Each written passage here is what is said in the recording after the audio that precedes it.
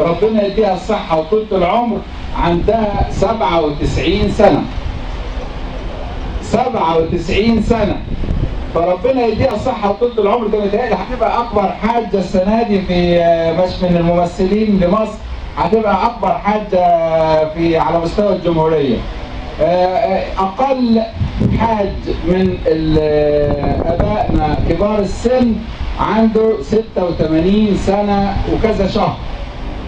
فالنسبة بتاعتهم دي يعني نظرا لكبر السن بيبقى عدد معين لا تجرى عليه القرعة.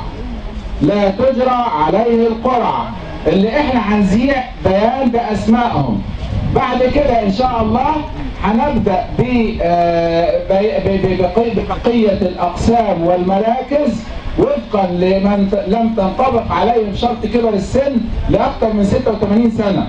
اللي هو هيبقى بعد اقل من 86 سنه ده هيدخل القرعه عادي وتجرى عليه القرعه.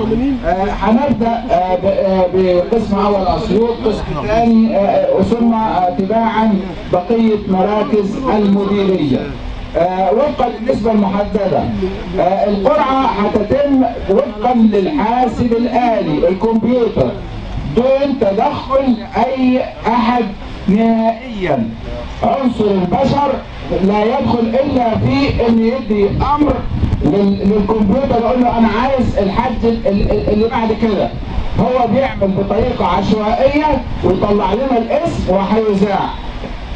بكرر ان لو بايد اي حد فينا انه الكل سافر